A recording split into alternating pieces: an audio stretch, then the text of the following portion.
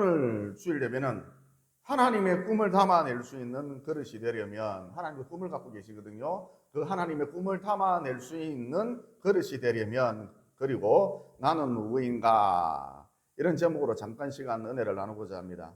우선 여러분, 믿음 생활을 하는 데 있어서, 우리가 교회 나와서 지금 믿음 생활을 하고 있는데, 믿음 생활을 하는 데 있어서 가장 치명적인 독이 무엇인가? 그러니까 우리가 믿음 생활을 함에 있어서 절대 해서는 안 되는 일, 그것이 무엇인가? 그것은 하나님을 시험해서는 안 된다라는 거예요. 그러면 하나님을 시험한다, 여러분, 하나님을 시험한다, 무슨 뜻일까요? 하나님이 언제나 나와 함께하고 계신다, 하나님 나를 사랑하고 계신다, 이것을 의심하는 것이죠. 그러니까 예를 들어서 왜 이런 황당한 일이 벌어졌지? 왜 이런 기가 막힌 일이 벌어졌지? 하나님이 계시기는 한가? 또 왜 이렇게 맨날 아프지? 하나님이 계시기는 한가? 또 왜 여전히 이 문제가 해결되지 않고 나의 골머리를 썩히지? 하나님이 계시기는 한가? 이런 거죠. 여러분, 결론부터 말하자면 우리 하나님 언제나 항상 매 순간 분분초초마다 나와 함께 하시거든요. 세상 끝날까지 나와 함께 하시거든요. 그 하나님의 사랑은 변치 않아요. 그런데 그만 좀 일이 안 풀리면, 불행이 연이어서 겹치면, 몸이 아프면 하나님이 계시기는 한가, 나를 사랑하시기는 하는가, 이렇게 의심하는 것. 또 하나님이 나의 보호자가 되신다, 목자가 되신다, 이거 빈말 아닌가, 다 그 뭐 쓸데없는 소리 아닌가, 그러면서 하나님의 돌보심, 하나님의 사랑에 대해서 의심하는 것, 이게 바로 여러분 하나님을 시험하는 것입니다. 여러분 16절에 보면 이런 말씀이 나오죠. 너희가 마사에서 시험한 것 같이 너희 하나님 여호와를 시험하지 말라. 여러분, 마사에서 어떤 일이 벌어졌습니까? 이스라엘 백성들이 출애굽하여서 마사라는 광야에 도착을 했는데 마실 물이 없었죠. 여러분, 그때 이스라엘 백성들이 광야라서, 거친 광야라서 마실 물이 없구나, 예사일이 아니네, 어떻게 하지? 방법을 한번 찾아보자. 또 만약 방법이 없다면, 아무리 찾아도 방법이 없다면 우리 운명이 여기까지인 줄 알고 우리 영혼을 하나님께 맡기자, 이 말만 했으면 참 좋았을 텐데 막말을 했죠. 선을 넘어서 막말을 막 쏟아놓았지 않습니까? 즉 모세를 향하여서 원망을 하기를, 네가 이 광야에서 우리를 죽이려고, 이것까지 우리를 죽이려고 막 단체로 몰살시키려고 이것까지 끌고 나왔느냐, 그러면서 선을 넘어서 막말을 막 쏟아놓았지 않습니까? 또 출애굽기 17장 7절에 보면 이런 말씀이 나오죠.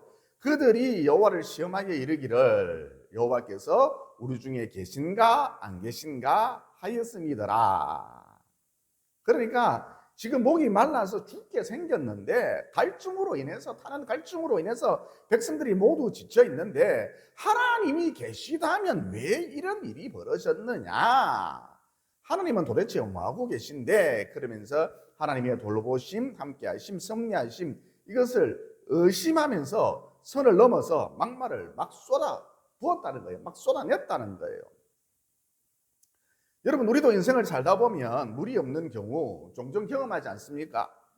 여러분, 그때 요즘 불경기라서 좀 어렵지 않느냐, 다들 그렇게 살지 않느냐, 까딱 잘못하면 3차 대전이 일어날 수도 있는데 모두들 어려운 건 당연지사 아니냐, 이 정도의 말만 하고 말아야지 하나님이 계신데 왜 이런 일이 벌어지는가, 그러면서 하나님의 돌보심, 함께하심, 섭리하심을 의심하는 것, 더 나아가서 이거 뭐야 도대체, 하나님 저보고 죽으라는 소리입니까, 이렇게 막말을 하는 것, 여러분, 이런 것들이 하나님을 시험하는 것이고, 이게 믿음 생활을 하는 데 있어서 우리의 믿음을 방해하는 치명적인 독이라 할 수 있다는 것이죠. 여러분, 여자아이들 보면 꼭 남친을 시험하는 애들 있죠. 나를 사랑하는지, 나를 먼저 생각하는지, 아니면 자기만 먼저 생각하는지, 또 어떻게 하나, 이렇게 하나, 저렇게 하나, 어떻게 하나, 어찌 하는가 한번 보자, 요놈, 어찌 하는가 한번 보자, 그러면서 어떤 상황을 만들어서 함정을 파놓고 남자친구를 시험하는 애들이 있죠. 여러분, 이렇게 시험하는 것, 연애 과정이니까 얼마든지 있을 수 있는 일입니까? 아니죠. 절대 해서는 안 되는 그런 나쁜 행동입니다. 가끔씩이라도 이런 행동을 절대 해서는 안 되겠죠. 여러분, 남자친구 입장에서 한번 생각을 해봅시다. 여자친구가 자기를 믿지 못해서, 자기 사랑을 믿지 못해서 일편단심 민들레인데 늘 자기만 생각하는데, 앉으나 서나 자기만 생각하는데 이것을 믿지 못해서 툭하면 시험을 했다, 함정을 파서 덫을 놓고 시험을 했다, 이 사실을 알았을 때 그 감정, 그 기분이 어떻겠습니까? 속된 말로 정말 참담하겠죠. 여러분, 만정이 다 떨어지지 않겠어요? 그러니까 신뢰라고 하는 것은, 신뢰 관계라고 하는 것은 시험하는 게 아니고 믿어주는 것입니다. 비록 실수가 많고 허물이 많다 할지라도 끝까지 믿어주는 것이죠. 여러분, 이렇게 믿어줄 때, 끝까지 어떻게 해줄 때? 믿어줄 때 그 관계가 더욱 돈독해질 수밖에 없고 그 관계가 더욱 깊어질 수밖에 없겠죠. 급기야 누구도 이 관계를 깨트릴 수가 없겠지요.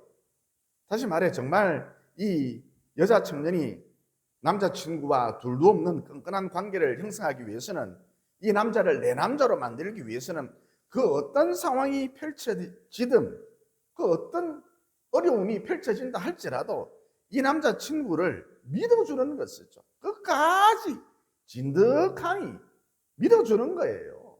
그 어떤 광풍이 불어닥친다 할지라도 끝까지 진득하니 믿어주는 거예요. 여러분, 이렇게 믿어주면 내 사람이 됩니다. 믿어주면 믿어주는 그만큼 그 관계가 더욱 두터워질 수밖에 없겠죠. 따라서 하나님과의 관계도 마찬가지라 할 수가 있습니다. 끝까지 하나님을 신뢰할 때에, 믿어줄 때에, 믿어드릴 때에 나와 하나님과의 관계가 더욱 돈독해지고 깊어지는 것이지, 툭 하면 하나님이 계신데 왜 이래? 하나님이 계신데 왜 이런 일이 벌어지지? 하나님이 나를 사랑하신다, 그냥 듣기 좋아라고 하는 소리, 듣기 좋기에 귀에 듣기 좋으라고 하는 말 아닌가? 빈말 같은데 자꾸 이런 식으로 하나님을 의심을 하면서 선을 넘어서 막말을 하면 그만 나와 하나님과의 관계도 깨질 수밖에 없다는 것이죠. 여러분, 하나님은 우리 남자친구 같으신 분이신데 자꾸 우리가 의심을 하고 막말을 쏟아내면 정말 사랑하나? 정말 사랑하나? 자꾸 막말을 쏟아내면 이 소리를 듣고 계시는 하나님 입장에서 얼마나 그 마음이 아프고 참담하시겠습니까? 따라서 가끔이라 할지라도, 또 하나님이 내 눈에 안 보인다고 해서 하나님이 계신데 왜 이래? 이게 뭐야? 그러면서 하나님의 섭리하심, 함께하심, 역사하심을 의심하고 선을 넘는 막말을 해서는 안 된다는 거예요. 여러분, 이런 삶이 반복되면 그만 나와 하나님과의 관계가 어느 순간 마침내 산산조각이 날고 말겠죠. 그런데 여러분, 우리 하나님은 참 자비로우신 분인 것 같아요. 여러분, 마사에서 이스라엘 백성들이 하나님을 의심했지 않습니까? 시험했지 않습니까? 막말을 막 쏟아놓았지 않습니까? 하나님이 계시다면 왜 이런 일이 벌어지는가? 다 죽게 생겼다. 하나님이 계신데 왜 이런 일이 벌어지는가? 우리를 사랑하시는 게 맞나? 다 그거 빈말이고 쓸데없는 소리 아닌가? 그러면서 하나님을 향하여 막말을 막 쏟아놓지 않았습니까? 또 방금 전 말씀드렸다시피 모세를 향하여 네가 우리를 단처로 죽이려고 몰살을 시키려고 이 광야를 끌고 나왔느냐? 그러면서 막말을 막 쏟아놓았지 않습니까? 여러분, 이렇게 했을 때에, 이스라엘 백성들이 이렇게 했을 때에 하나님께서 어떻게 하셨습니까? 모세야, 지팡이로 네 눈앞에 있는 반석을 치라 그러셨지 않습니까? 그래서 모세가 시키는 대로 했고 하나님의 명령에 순종을 했고, 여러분, 그러자 어떤 일이 벌어졌습니까? 반석에서 시원한 생수가 콸콸 쏟아져 나왔죠. 그러니까 우리 하나님은 참 자비로우신 분이시다. 당신을 향하여 의심하고 또 막말을 쏟아놓고 툭하면 시험하는 이스라엘 백성들을 향하여서, 여러분, 이 무리들을 향하여서 하나님이 천둥벼락을 치신다 할지라도 이 무리들이 할 말이 없을 텐데 하나님은 이 무리들을 향하여서 막말을 막 쏟아놓는 이 무리들을 향하여서 시원한 생수를 공급해 주셨지 않습니까? 따라서 메시지가 무엇이냐? 이 스토리의 메시지가 무엇이냐? 방금 말씀드린 대로 우리 하나님 참 자비로우신 분이시다. 인자하신 분이시다. 그런데 여러분, 당시 이스라엘 백성들, 그러니까 출애굽 1세대들 여호수아와 갈렙을 제외하고는 단 한 명도 가나안 땅에 들어가지 못했지 않습니까? 다시 말해, 하나님의 축복, 하나님의 예언, 하나님의 약속, 하나님의 꿈이 여호수아 그리고 갈렙을 제외하고 두 사람을 제외하고 단 한 사람도 이것이 성취되는 은혜를 누리지 못했다는 것이죠. 그러니까 우리가 하나님을 향하여 자꾸 의심하고 나를 사랑하지 않는 것 같아, 하나님이 계신데 왜 이래, 그러면서 선을 넘는 막말을 하고 툭하면 하나님을 시험하는 이런 행동, 서둘러 교정을 하지 않으면 당시 이스라엘 백성들이 가나안 땅에 들어가지 못했던 것처럼 위대한 하나님의 약속, 하나님의 꿈, 이것을 내가 담아내지 못한다는 거예요. 그래서 그냥 도토리 키재기식의 삶이 반복될 뿐, 간장중지 같은 삶이 반복될 뿐, 다른 말로 하면 고만고만한 축복을 받을 뿐, 목마를 때 생수가 필요한 정도, 이렇게 고만고만한 축복을 받을 뿐, 위대한 하나님의 약속, 하나님의 꿈, 이런 것은 담아내지 못한다는 것이죠. 여러분, 당시 이스라엘 백성들을 향한 위대한 하나님의 꿈이 무엇이었습니까? 무엇이었죠?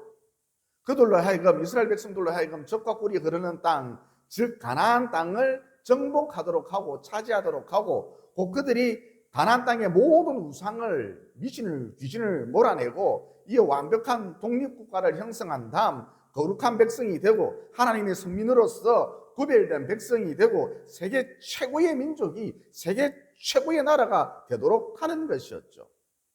이게 여러분 이스라엘 백성들을 향한 하나님의 계획이었습니다. 하나님의 꿈이었습니다. 그런데 그들은, 당시 이스라엘 백성들은 이런 위대한 하나님의 꿈을 담아내지 못했죠. 그 이유가 무엇입니까? 툭하면 하나님을 시험했기 때문입니다. 툭하면 의심을 하고 하나님이 계신데 왜 이래 왜 이런 일이 벌어져? 나를 사랑하시는 거 맞나? 툭하면 의심을 하고 하나님을 향하여 막말을 쏟아냈기 때문입니다. 그래서 늘 하는 얘기입니다만, 내 인생 가운데 어떤 일이 펼치든, 비록 최악의 상황이 펼쳐진다 할지라도 무조건 하고 여러 번 막말을 쏟아놓으면 안 돼요. 그때 다 막말하기 쉬운데 막말을 쏟아놓으면 안 되고 무조건 하고 믿음으로 반응하라는 거예요. 진득하니 믿음으로 반응하라는 거예요.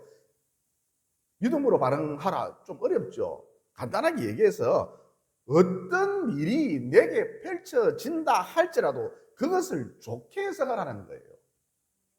예를 들어서 바울에게는 간질병이라는 치명적인 질병, 약점이 있었지 않습니까? 여러분, 컨디션이 좀 안 좋으면 그만 거품을 물고 픽픽 쓰러지니까 얼마나 바울의 인생이 고달팠겠습니까? 그런데 그가 이런 말을 하지 않았습니까? 나의 여러 약한 것들에 대하여 자랑하리니. 여러분, 간질병, 이것은 오히려 자랑한대요. 나의 여러 약한 것들에 대하여 자랑하리니. 그러면 왜 자랑하냐? 이 간질병을 왜 자랑을 하냐? 이 간질병을 통해, 곧 이런 여러 약한 것들을 통해 그리스도의 능력이 내게 머물게 하려 함이라. 즉, 내가 약하기 때문에, 내가 약함으로 결사적으로 하나님을 찾고, 내가 약하기 때문에 약함으로 더욱 간절히 하나님께 매달리고, 내가 약하기 때문에 약함으로 날마다 부르짖어서 기도하는 것 아니냐? 하나님을 찾는 것 아니냐? 또 내가 약하기 때문에 약함으로 날마다 하나님께 집중하고 또 집중하는 것 아니냐? 내가 건강했더라면, 내가 강했더라면 내 잘난 맛에 살았을 텐데, 하나님을 찾지 않았을 텐데, 내가 약하기 때문에, 내가 간질병에 걸려서 약하기 때문에 약함으로 날마다 하나님께 집중하고 또 집중하는 것 아니냐? 그래서 그 덕분에, 내 약함 덕분에 항상 그리스도의 능력이, 다른 말로 신적 기름 부으심이, 성령의 기름 부으심이 내 인생 가운데 언제나 흘러 넘칠 수밖에 없지 않느냐. 그래서 여러분, 바울은 자기 여러 약한 것들을 자랑한다 그랬습니다. 그러니까 여러분, 바울의 말인즉슨 바울의 말을 쉽게 풀어서 설명을 하면 간질병, 나의 여러 약한 것들, 이건 오히려 축복이야. 새로운 기회야. 또 나의 여러 약한 것들, 다른 사람들은, 세상 사람들은 이해를 못하지만 나의 여러 약한 것들은 하나님이 나를 사랑하신다는 애정 표현이야. 이렇게 좋게 해석을 했다는 것이죠. 그래서 여러분, 결국 어떤 일이 벌어졌습니까? 즉 자기 삶 가운데 다가온 모든 일들을 좋게 해석한 결과 어떤 일이 벌어졌습니까? 여러분, 어떤 일이 벌어졌죠? 여러분, 신약 성경 대부분 그 기록자가, 기술자가 바울이었지 않습니까? 또 초대교회의 설립자도 대부분 바울이었지 않습니까? 또 갈릴리 어촌 변방에서 시작된, 귀퉁이에서 시작된 이름도 없었던 무명의 종교를, 갈릴리교를, 무명의 종교를 여러분, 당시 바울이 세계 중심이었던 로마에 가서 전파함으로써 예수교가 만들어지고 기독교가 형성되었고, 이어 이 기독교가 세계적인 종교가 되지 않았습니까? 또 수백 명의 난치병 환자들을 기적적으로 고쳤고, 또 그들을 억압하고 있었던 귀신들을 쫓아냈지 않았습니까? 그래서 사도행전 19장 11절로 12절에 보면 이런 말씀이 나오죠. 하나님이 바울의 손으로 놀라운 능력을 행하게 하시니 심지어 사람들이 바울의 몸에서 손수건이나 앞치마를 가져다가 병든 사람에게 얹으면 그 병이 떠나고 악기도 나가더라. 여러분, 방금 말씀드린 이 모든 일, 이 위대한 일, 일당백의 일이잖아요. 이 일, 한낱 간질병 환자가 한 일입니다. 여러분, 이런 맥락에서 나는 왜 자꾸 아픈가? 하나님은 뭐하고 계신데? 그러지 말고 언제라도 마음만 먹으면 병원에 갈 돈이 있고 또 병원도 골라서 다니니 이 얼마나 감사한 일인가? 병원 골라서 다니잖아요. 병원이 너무 많아서 문제예요. 병원도 골라서 다니니 이 얼마나 감사한 일인가? 정말 하나님이 나를 사랑하시는가 보다. 이렇게 좋게 해석하라는 거예요. 다시 말해서 내게 어떤 일이 닥치든 믿음으로 반응하라. 곧 바울처럼 좋게 해석하라는 거예요. 그러면 어느 누구든지 어느 순간부터 위대한 하나님의 꿈을 담아내는 위대한 그릇으로서 크게 쓰임받을 수 있다는 것이죠. 그래서 마침내 그 인생이 완전 연소되어서 여호수아와 갈렙처럼 그 이름을 남기지 않는다는 거예요. 다시 말해서 내 죽는 날이 내 인생 가운데 있어서 가장 화려한 축제의 날이 될 수 있다는 것이죠. 그러므로 내 삶 가운데 어떤 일이 닥치든 비록 지금 상황이 최악이라 할지라도 하나님이 계신데 왜 이런 일이 벌어지는가? 하나님이 나를 사랑하고 계신다는데 이것 헛소리 아닌가? 심지어 하나님이 계시기는 한가? 그러면서 의심하고 선을 넘는 막말을 쏟아놓지 마시고 믿음으로 반응하셔서 무엇이든지 믿음으로 반응하셔서 곧 무엇이든 좋게 해석하셔서 고만고만한 도토리 키재기의 삶에서 벗어나 위대한 하나님의 꿈을 담아내는 위대한 그릇이 되시고 여호수아와 갈렙처럼 바울처럼 위대한 하나님의 꿈을 담아내는 위대한 그릇이 되시고 이어 그 결과 내 인생이 완전 연소되어서 내 죽음의 순간이 가장 복된 순간이 되도록 하시고 마침내 기쁘고 즐거운 마음으로 우리 하나님 품에 안기셔서 영생 복락을 누리게 되시기를 예수님 이름으로 진심으로 축원을 드립니다. 그 다음 하나님께서 야곱에게 너는 이 땅에서 여기서 살아야 한다. 너의 생활 터전은 여기야. 이렇게 지시하는 곳이 있잖아요. 그것이 어디죠? 바로 베델이라는 곳이거든요. 그러면 야곱이 베델에서 주로 무엇을 하면서 지냈느냐? 매일 예배드렸습니다. 그러니까 여러분, 베델 이꼴 예배드리는 곳 이렇게 생각하시면 됩니다.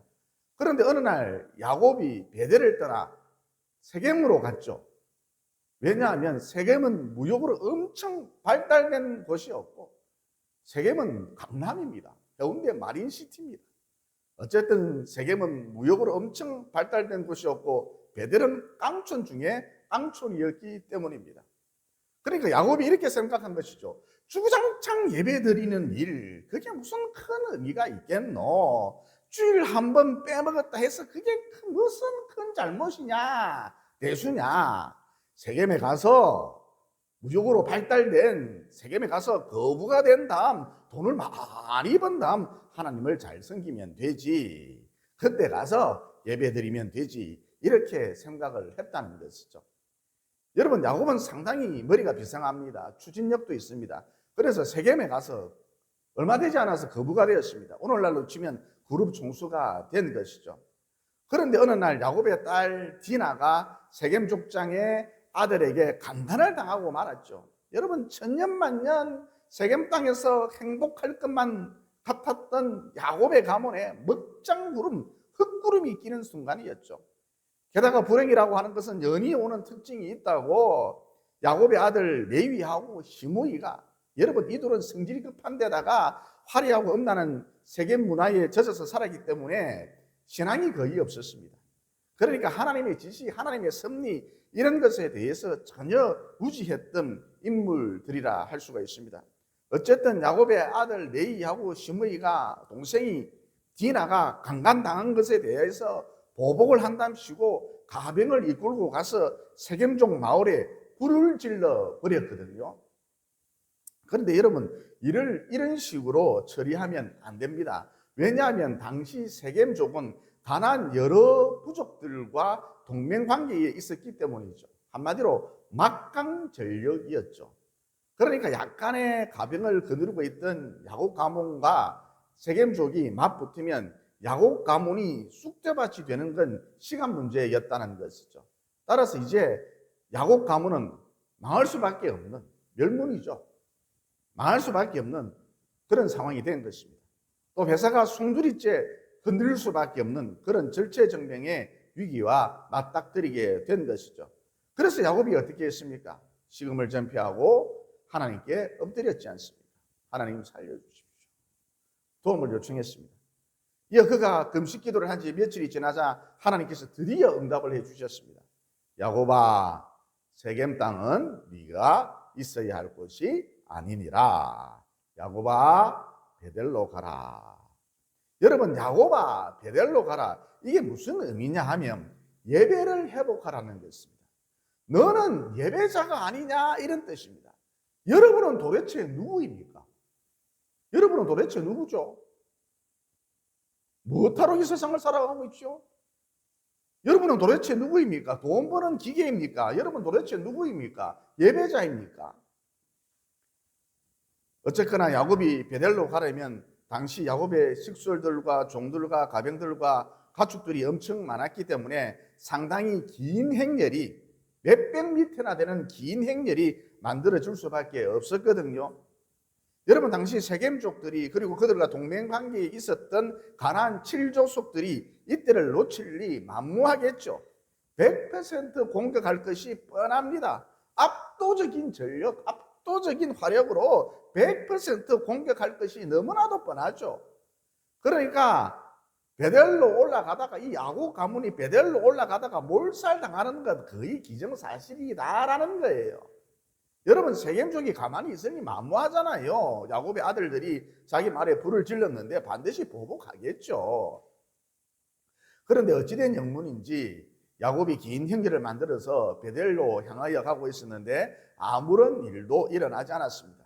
그들이 행진하는 데 있어서 개미 새끼 한 마리도 얼씬하지 않았죠. 여러분, 창세기 35장 5절에 보면 이런 말씀이 나오죠. 그들이 떠났으나, 야곱 가문을 말하는 것입니다. 그들이 떠났으나 하나님이 그 사명골들로 크게 두려워하게 하셨으므로 야곱의 아들들을 추격하는 자가 없었더라. 그러니까 야곱이 긴 행렬을 만들어서 베델을 향해 나아갈 때에 저 사람들 건들면 안 돼. 건들면 큰일 나. 이런 두려움을, 알 수 없는 공포심을 하나님이 세겜족들과 가나안 족속들의 그 마음 가운데 심어 놓으셨던 것이죠. 그래서 그들이 감히 야곱 가문을 공격할 엄두를 내지 못했다라는 거예요. 즉 하나님이 야곱 가문을 특별히 보호해 주셨다는 것이죠. 따라서 이 스토리가 주는 메시지가 무엇인가? 여러분, 우리는 성도로 부름을 받았거든요. 좀 고상하게 표현해서 예배자로 부름을 받았거든요. 그래서 주일이면 어김없이 예배 드려야 한다. 이렇게 예배 드릴 때에 내가 가장 안전하다는 거예요.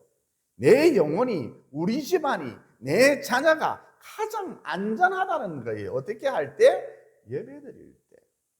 쉽게 말해 야곱의 딸 디나가 강간을 당하고 집안이 몰락할 위기 가운데 몰렸는데 그 결정적인 이유가 무엇인가? 한마디로 야곱이 나는 예배자다. 나는 누구인가? 나는 예배자다라는 이 정체성을 잃어버렸기 때문이죠. 예배를 하찮게 여겼기 때문인 것이죠. 마찬가지입니다. 저와 여러분은 예배자로 부름을 받았기 때문에 이 예배를 하찮게 여기는 순간, 나의 정체성을 잃어버리는 순간, 나는 예배자다, 이 정체성을 잃어버리는 순간 저와 여러분은 마귀밥이 되어서 그야말로 생명이 위태로운 그런 처참한 지경에 놓일 수 있다는 거예요. 마치 야곱처럼 말이죠. 근데 제가 이런 얘기를 하면, 목사님, 제가 아는 어떤 분은 예배는커녕 교회도 안 다니고 자기 멋대로 살아도 오히려 장사도 잘 되고 승승장구하던데요. 여러분, 이 사람은 왜 이럴까요? 한마디로 그는 예배자로 부름을 받지 않았기 때문입니다. 그러니까 여러분, 우리 눈에는 똑같은 사람으로 보여도 예배자로 부름을 받은 사람이 있고, 즉 처음부터 하나님의 씨가 있고, 예배자라고 부름을 받지 않은 사람이 있다. 즉 창세전부터 하나님의 사람으로서 택정함, 예정함을 받지 못한 그런 사람이 있다는 거예요. 여러분, 대단히 죄송한 이야기입니다만 사람 중에 처음부터 지옥의 불쏘시개로 예정되어 있는 그런 지옥의 씨가 있다는 거예요. 따라서 예배자라는 정체성을 상실했음에도 불구하고, 예배를 드리지 않음에도 불구하고, 지멋대로 사는데도 불구하고 아무런 일이 없다. 주일날 예배 드리지 않은 지가 벌써 몇 달, 몇 년이 지났음에도 불구하고 아무런 일이 없다. 오히려 더 잘 나간다. 성공 가도를 달린다. 여러분, 이런 사람은 창세전부터 하나님의 사람으로, 하나님의 씨로 택정함, 예정함을 받지 못했을 가능성이 높다라는 거예요. 적나라하게 표현을 해서 지옥에 씌일 가능성이 매우 농후하다는 거예요.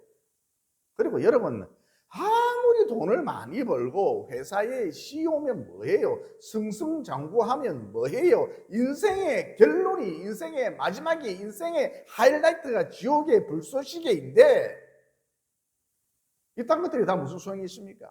차라리 태어나지 않았으면 더 좋았을 뻔했겠죠. 그런데 여러분, 인생 참 험악하게 살았다 할지라도, 심지어 거지 나사로처럼 살았다 할지라도 인생의 결론이, 인생의 마지막이, 인생의 하이라이트가 영생이라면 이보다 더 아름다운 인생이 또 어디에 있을 수가 있겠습니까? 그리고 눈치가 빠른 분들은 알아차렸을 것입니다만 예배자가 아닌데도 불구하고 잘 나간다.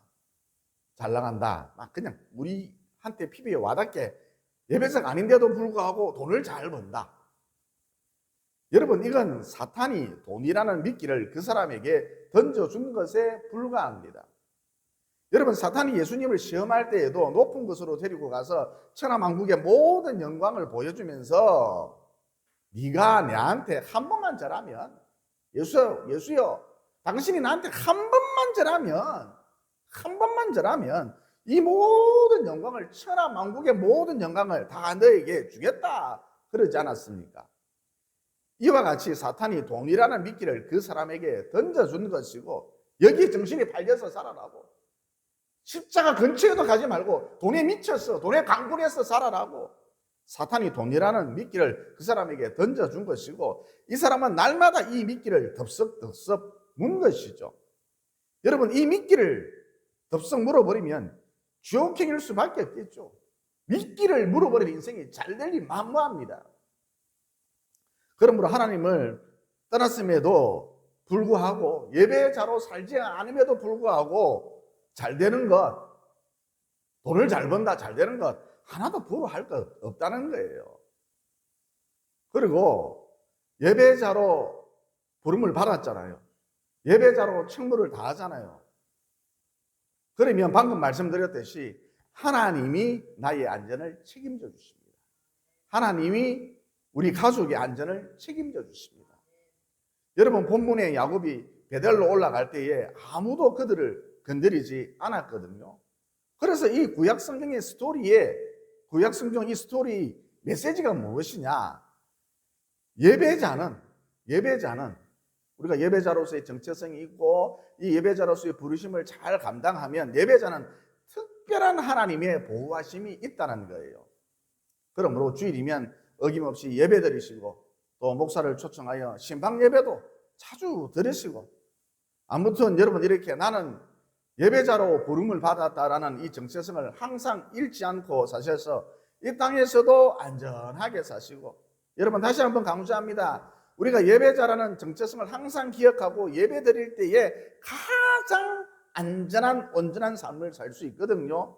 그래서 이 땅에서도 안전하게 사시고 예배를 늘 잘 드림으로 안전하게 사시고, 이 주님 부르시는 그날 주님 앞에 섰을 때에 잘하였도다 착하고 충성된 종아, 이렇게 칭찬을 들으시며 세세 무궁하도록 영원하도록 안전하시기를 예수님 이름으로 진심으로 축원을 드립니다. 기도드리겠습니다. 만복의 근원 되신 창조주 하나님, 오늘 말씀을 통해 범사 믿음으로 반응을 해야 한다. 즉 무슨 일을 만나든지 좋게 해석을 해야 한다는 진리를 깨닫게 되었습니다. 그러므로 바울처럼 건강하지 못해도 여러 약한 것들 때문에 힘들어도 이것 때문에 내가 날마다 하나님을 찾고 하나님께 집중하는 것 아니냐, 그러면서 좋게 해석함으로써 바울처럼 여호수아와 갈렙처럼 위대한 하나님의 꿈을 담아내는 위대한 남은 여생 보낼 수 있도록 도와주시옵소서.